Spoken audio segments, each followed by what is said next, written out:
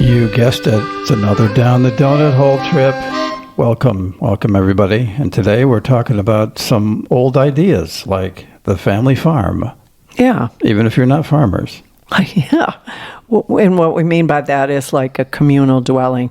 I notice that a lot of young people these days are having to return home back to mom and dad's place because the cost of housing has gotten so out of control.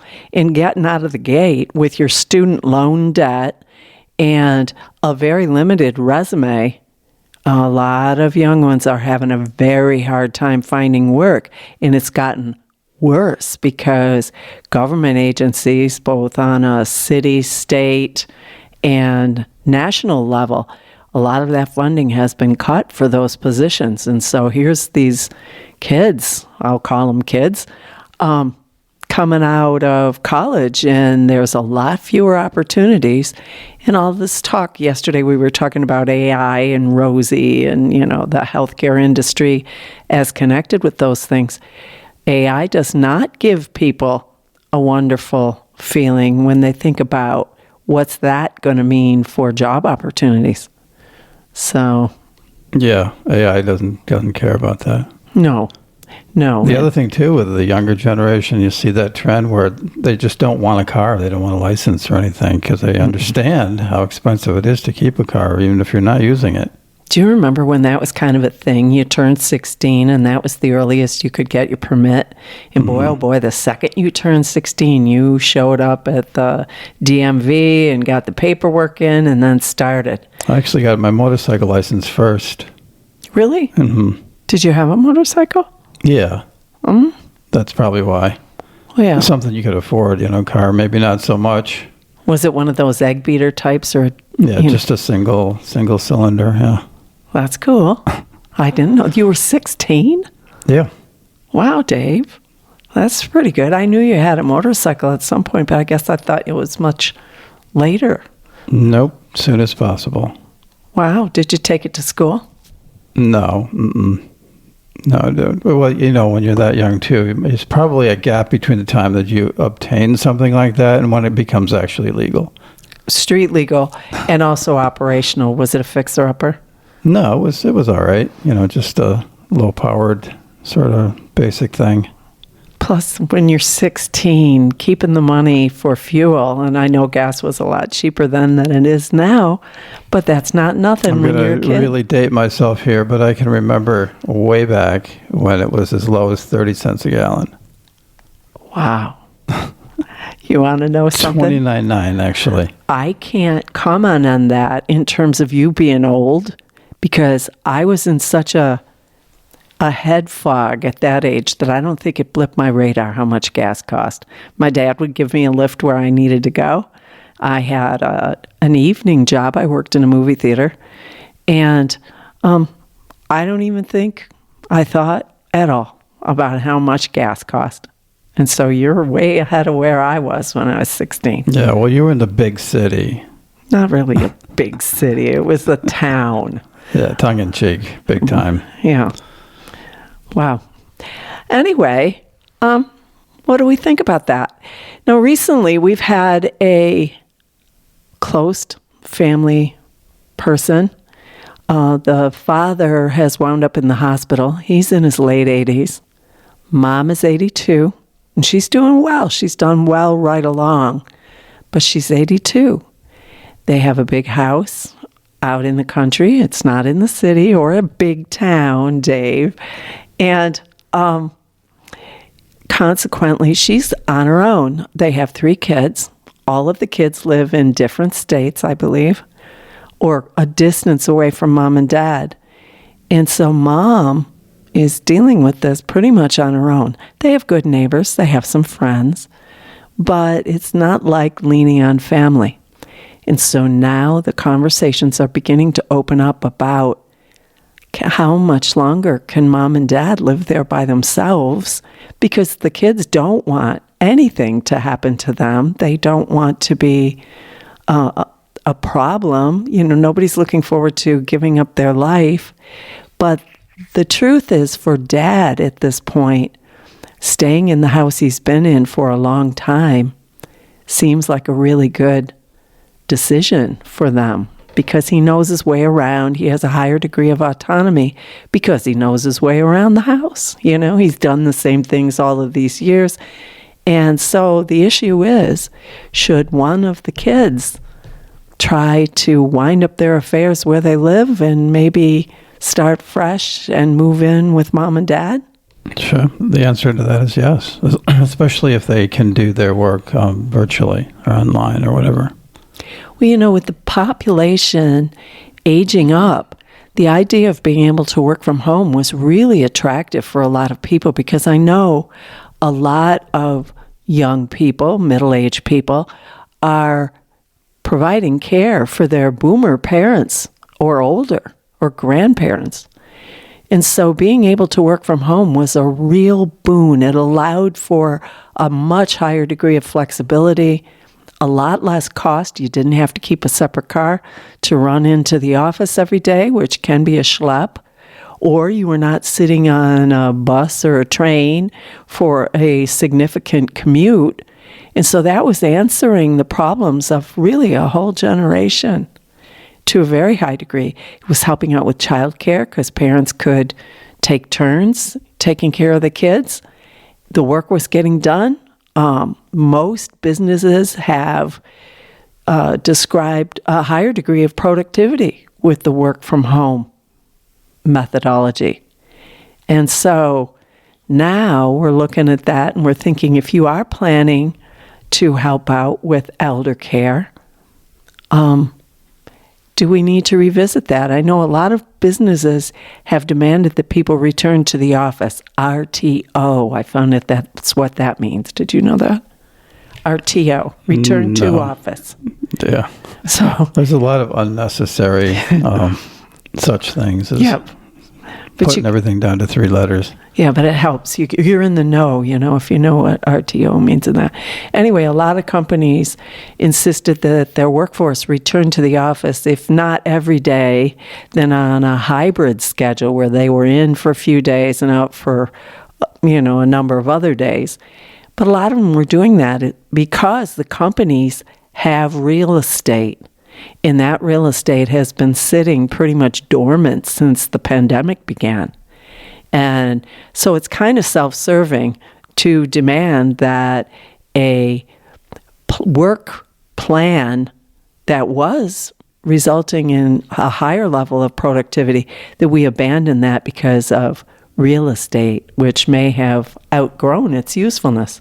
Yeah, exactly. And also the fact that there are fewer people on the road with that situation and fewer people putting carbon into the air.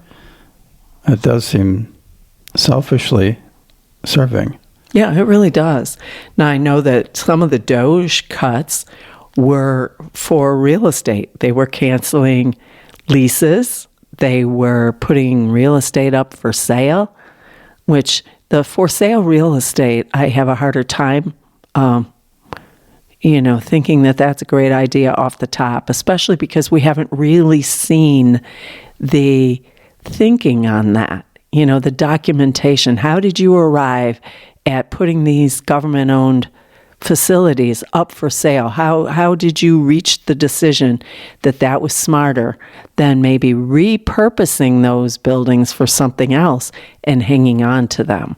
So, I don't know. I felt a lot of that was abrupt.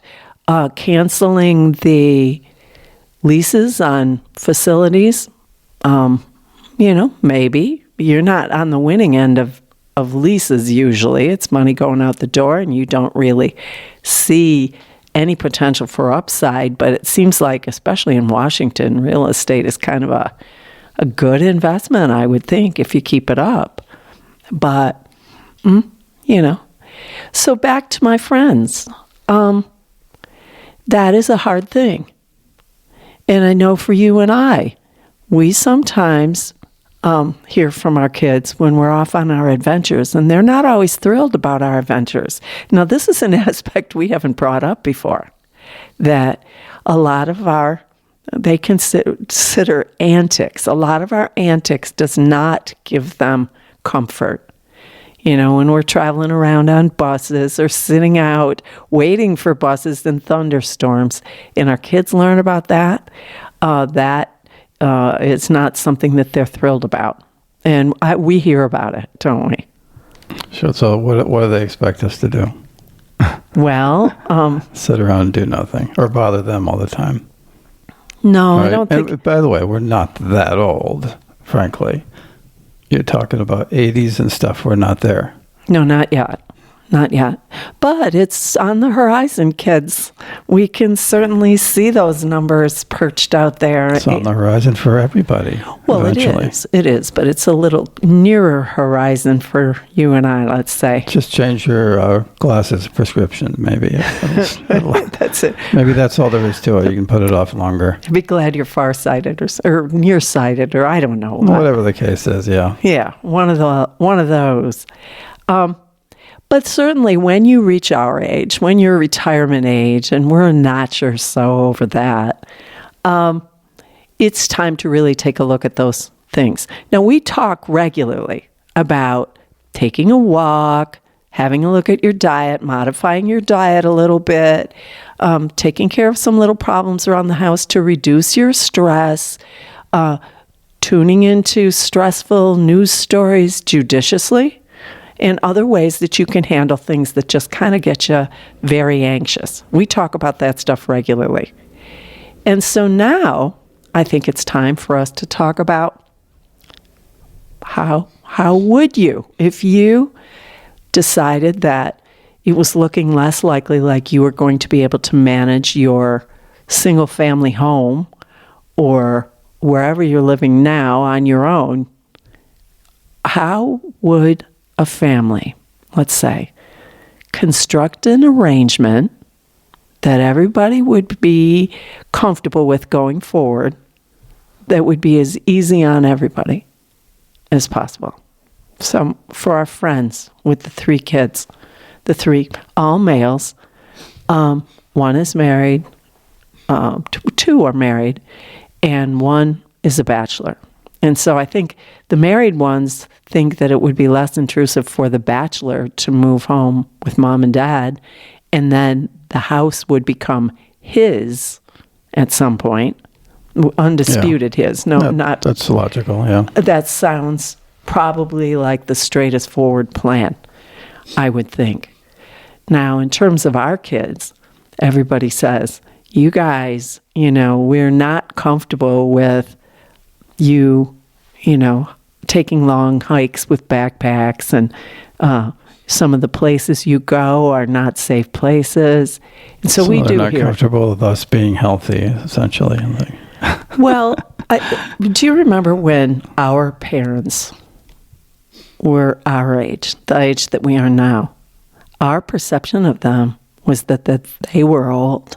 Oh, I know. I realized my dad, for instance, was like maybe upper 40s, 50, and I thought maybe he didn't have much time left, but he was just that old. I know. I thought that too. My mom was very sick for a long time, and so it was appropriate to think that time was precious, especially where she was concerned, because the expectancy wasn't very long. Dad less so, and Dad lived pretty long. Both my parents are gone now, and he lived until he was in his late 80s. My mom died young. She was only 56 when she died. And I just, I always perceived them kind of as old.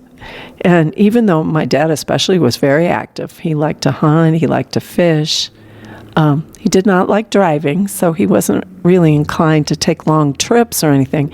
But around the area where he lived, he was very active. He had lots of family. He'd go visit, and they'd visit him. And, they had their family parties. We had our family parties. And so, he was a fixture. And we didn't worry as much about him as we did about Mom.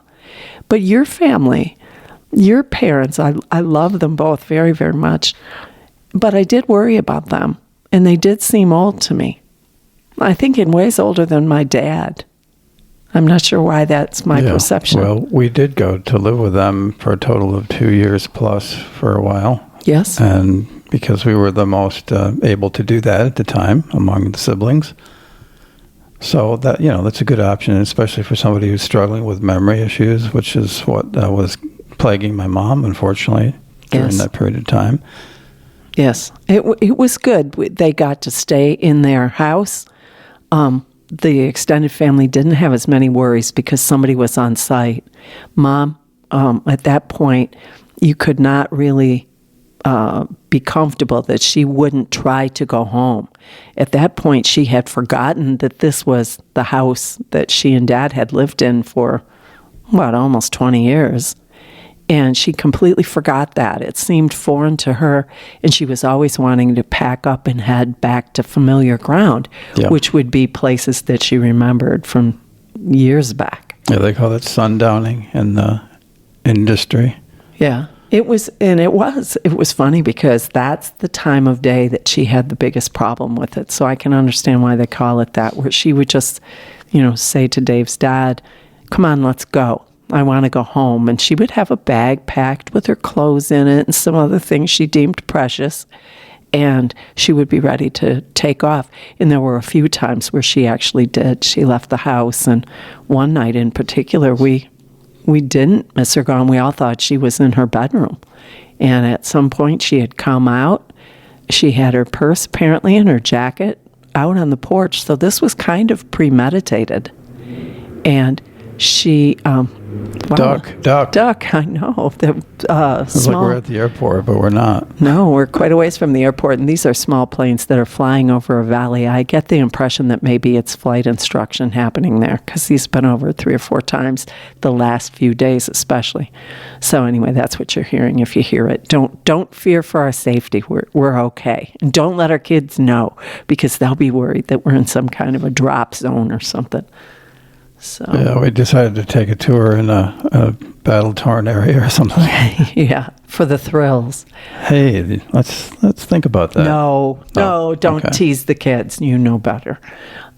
See what I mean? Tough.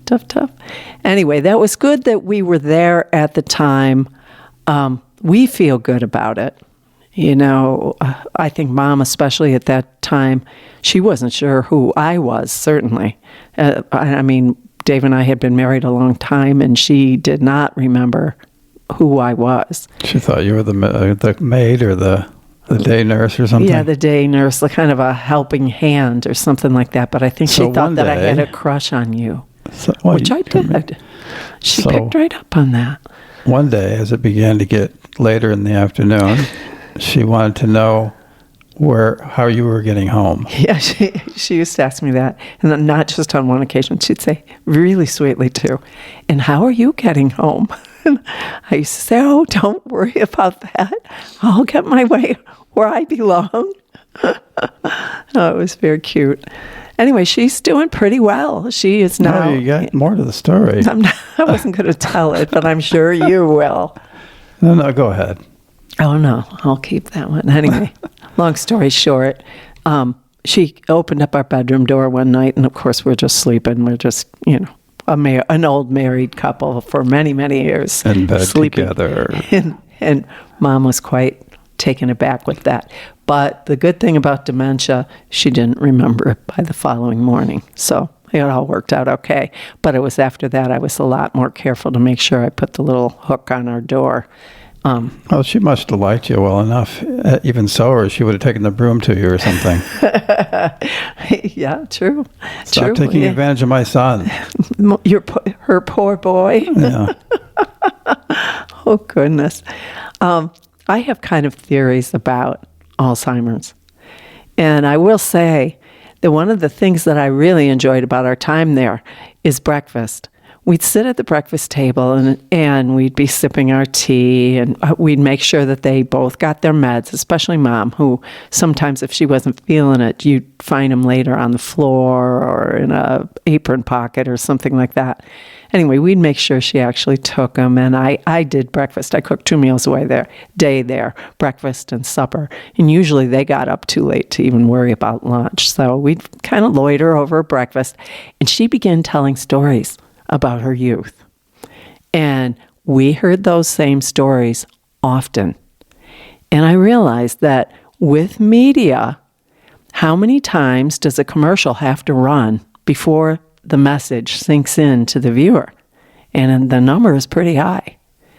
And with Alzheimer's, the information from their youth, the historical information of this particular individual, is being conveyed to you often enough that if you're listening and maybe ask a question or two to clarify what you don't understand, that's precious information that's being conveyed to you verbally.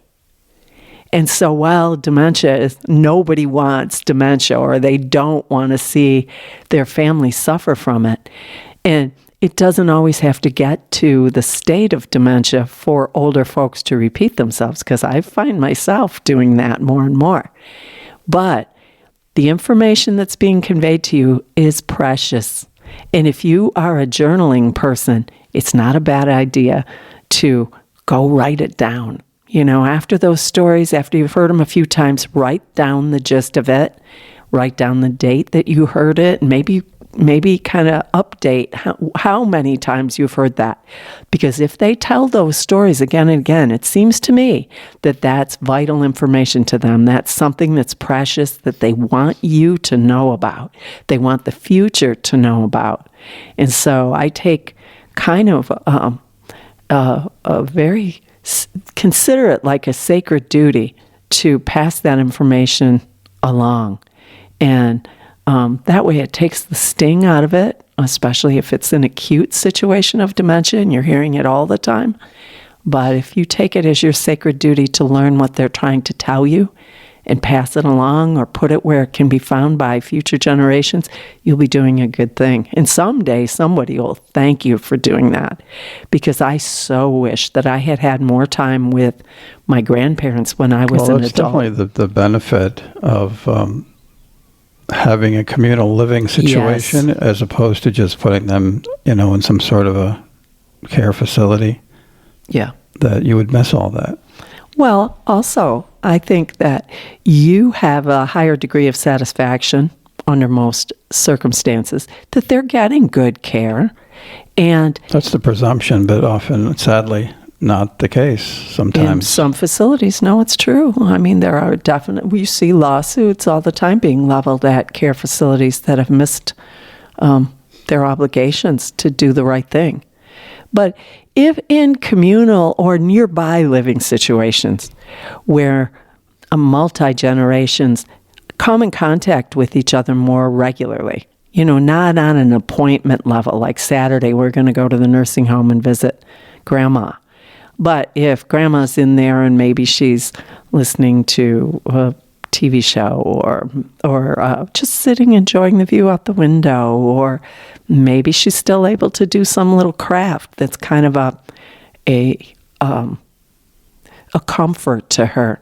I mean, just little conversations can be very uplifting and very meaningful. And of course, what we're talking about in those situations are really acute care. You've reached a state where it's important that all the aspects of your loved one's ability to carry on a comfortable, a meaningful life in terms of not being in pain or having their basic needs met and exceeded, hopefully, and you're making sure they're getting enough to drink, you're making sure that they're actually eating, taking meds, et cetera, et cetera. Right. Traditionally, of course, and that's what I opened with, the idea of the family farm thing, is that when they all lived together and shared costs and duties like that, with the older members of the family, and then also they were working on a lot of times common farms, where which is a common purpose. Effort. Yeah. But these days, in terms of the idea that some of the younger ones are not choosing to have a car for the same reason, it's occurred to us many times with all of our family living in various places and situations that they're in, and they're all basically duplicating the costs of living completely. The ones that are renting, there's nothing cheaper than $2,000 a month. Yeah, that is so shocking to me. 2 or 3 kids in the family who are out on their own now, not kids anymore, of course, that adds up. I mean, you're looking at what could you get if you were to have one place, if you realize how much each individual family is spending over again. And for modest accommodations, where Yeah. if that money were pooled, you might be looking at something that was kind of luxurious or You'd spacious. be paying a fraction overall, and Yeah. then you've got a lot of people there who can help with the older ones, and people who want pets and that kind or of thing, child care. gardens, and Keep an eye so on on the and so forth. Yeah. keep an eye on the kids for a little while. Those kinds of things, though, I think if you decide on a communal arrangement, those kinds of things need to be talked out. How often can you help out with childcare? Is there some reservation? Is there some day that you're just really not available? And what is the fail-safe? That was sort of the way things were done for the most part for a long time. I mean, go way back into Neo-Paleolithic times, same way. The family were all together and they were sharing all these tasks and costs and efforts and so forth. It was a communal effort towards Somewhere, especially in the U.S., we got away from that, where everybody felt that some kind. I've heard this said before from some younger generation and myself when I was young, that you had this feeling that you needed to do these things completely on your own, or there was no value to you somehow. kill your own tiger kind of a mindset. Other cultures are not like that so much, and I learned that actually I was a big fan of watching House Hunters, especially House Hunters International, but I don't know, I just found it interesting. And the reason that I became aware of the cultural difference there was whenever you saw it was an Asian couple who were looking for a place, it was just part of their culture to plan a space in for their folks, whether the folks needed it right then or not. They knew they would eventually. And so that was a big part of their requirement to make a decision about what place to buy. And it wasn't just like a single incidence of that. It was a pattern. Oh, absolutely. Every single time. Well, you can tell the cultural difference. And that was a very important part of their decision-making process. I think it's very lovely. And it doesn't feel like you're muscling your way into space that isn't yours. And that works both ways, where if you're a young person and you find that the salary you're able to command as a newcomer in your career or your field, that you are better off going home, it doesn't make you feel like you're worthless. It's just, especially why if everybody's wouldn't you willing to move to the country, that's easier to do. And then you can do things like farming and stuff, have a nice garden. Exactly. But then you need a car. It would work in the city too, though. If you're let's say just between two members of the family, if they're both paying $2,000 a month plus utilities and everything else, if you pooled that money, or even possibly were able to pay less and get someplace that would be big enough to house all of you, and you could share the electric costs and stuff that way too. And the difference, if let's say you each paid $1,500 a month instead of $2,000 a month, that's a reduction per group, and you're upgrading your living situation by $1,000 a month. So instead of paying $2,000 each of them, you're now paying $3,000 collectively, but $1,500 each. Which, hey, that's a savings. That's money you can do do something else with. Go it's a good travel. thought in theory, at least. I mean, I know that the pricing curves are not linear by a long shot, but it certainly is worth investigating.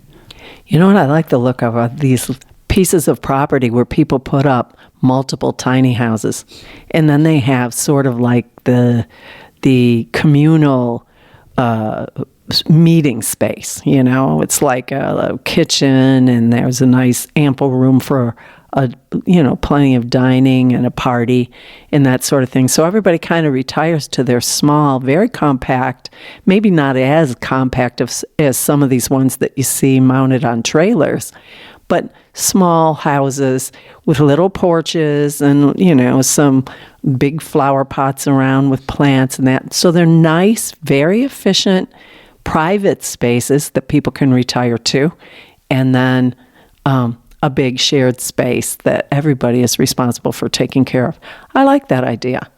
I like that a lot. I think I could live with something like that. I I do know myself well enough to know that I require some refuge. If Oh yeah, everybody things, needs that. Yeah. Yeah, but it doesn't someplace really need to to get be quiet. big. We found out, as long as it's something, it doesn't need to be some massive sprawling second apartment or anything like that. At least in my perspective. No, those tiny house villages do seem very nice. I say village, but a lot of them are tiny house enclaves is a good way to describe it, where they kind of construct around a courtyard area with a fire pit or maybe a little pool or something like that. And then, the different ones, the single individuals or maybe an elderly couple or somebody, that they each have their own space. But a lot of towns, now I think it's getting better, but there were a lot of towns that were really making it difficult to get planning permission for those kinds of things.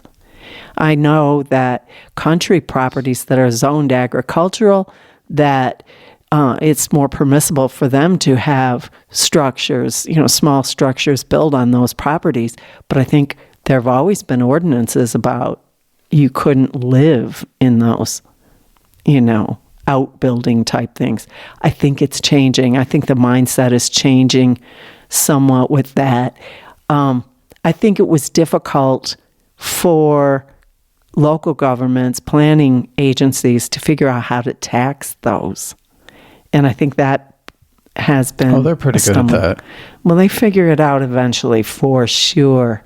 But I do think that just in the curve, since tiny house living has become more and more popular, I think they've had to address some of those issues because it does solve housing, especially for senior citizens. And energy efficiency. Yeah. It's so much easier to heat and cool.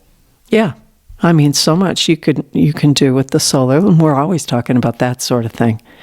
But how do you have those conversations with your kids? Is it... Bluntly, but I also think get out the pen and paper and show the math. Get out the wine, right? That too, yeah. Of course you'd say that. I know I'm feeding into your narrative, but no. Why not go with it? No, yeah. I think the sooner those conversations are had, I think the better the planning can be. It's like anything else. If you have to make a snap adjustment, like a big life-changing adjustment in a hurry, you don't have as high a degree of comfort that you're not making a mistake or that there isn't a way that would be better to handle whatever the situation is, that if given a little more time, you might be able to come up with something that was better. So I think having those discussions at some point, is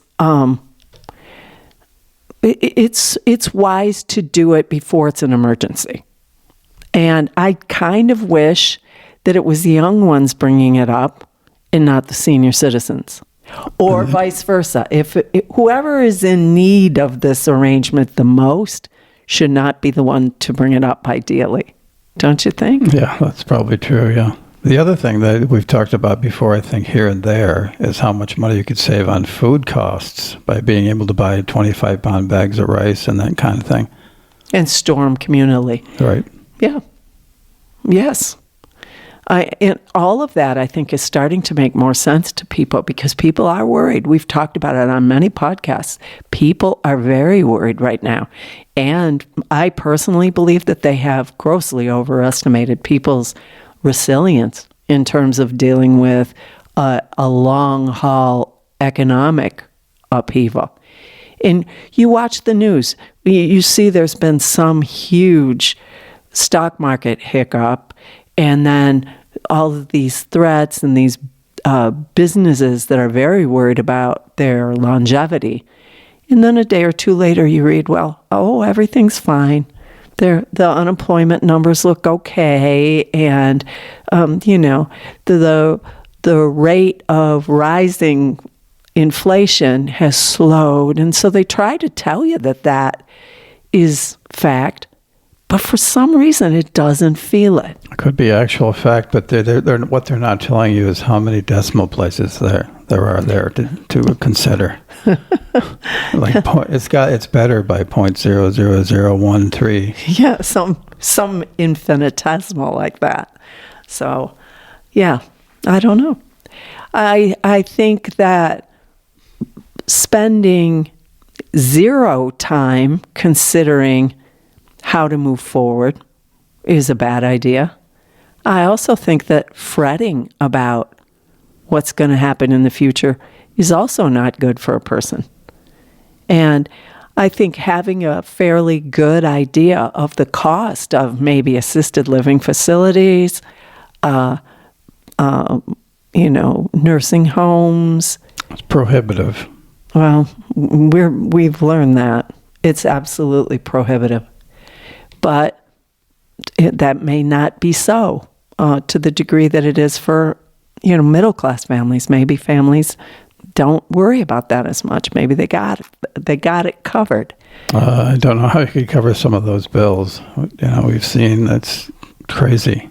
I mean, it's really, really, really crazy high. Yeah. And the facility is nice, but it's not posh by any measure. So, it's a thought. It's a thought. I think downsizing your footprint, the stuff you have as a senior citizen is a good idea. I think if you have... It's not, obviously not everybody would be in a position to think about everybody getting a place together kind of thing. But certainly if just in our family, there's two, right, they can work virtually. Yes. And if you have that situation, then those would be the one that would be most flexible to find some place together. Yeah. But you have to bring something to the table, for as long as you possibly can. And if you have skills, if you have, knowledge from your career that you've amassed or research that you've done or your studies over the years, figuring out a way to make that available. Or maybe you got cash. Maybe you've got a nice little bank account there. Actually, we have 3 in our family that work online. Yeah. So, that's the ideal situation, to kind of sit down and at least put your heads together and say, hey, how much money could we save here? Yeah. I mean, a lot. It is true. I know when we stay with our son and his wife, they're very, very kind to us. I've never, ever felt unwelcome in their house, ever. And we've stayed, a couple months at a time. And that's because we're so nice and easy to get along with, I'm sure. I think we try to blend into the household. I try to help out with little painting projects and things like that. I'm an extra pair of hands. I'm good at that. I love doing it. I also offer to do breakfast sometimes, cook breakfast or bake something. And I do the dishes almost every night when I'm there. Yeah. Well, for it long gives visits, everybody a break, and for long visits that works, but in terms of just that being the going forward living situation, there has to be consideration for everybody's needs, and that's not the case when you're just kind of on a long crashing visit. there and that. Also, when we're there, I always feel kind of guilty about the space that we take up. I mean, we try to be pretty consolidated, but it's inevitable, Yeah. Well, to be fair, though, the place that you're talking about in the situation it's too small. The house just clearly too small. The house is not a large space. No, it is not. And it does not have the kind of footprint where you could add on. And the basement situation there is not one that you could really, without massive expense, develop into additional space underneath. So it's a good starter house or a good senior citizen finish out your life house. But in terms of being able to be expanded, it's not a good house. And so that's something people need to consider too. Maybe the space you're in is working kind of right now, but if you project out and you think to yourself, well, you know what? If I would have to put my parents in a nursing home, X number of dollars every month are going to be going out. Maybe I buy a different house now, something that is expandable, that I can develop the basement into a separate granny flat or, a little apartment down there or something. And that would not add as much to your outgo every month as, helping out with some other plan, something that's going to be seriously more expensive. So those are things that should be considered. And I feel for everybody because nobody likes the prospect of big change, and nobody likes change that... they like the idea of a lot of extra change left over in your pocket, though. I think nobody's against that idea. No, that's exactly right. So if what you were talking about was resulting in more spendable money for yourself, then yeah, there's a lot to be excited about and think about. But those are conversations that have to evolve.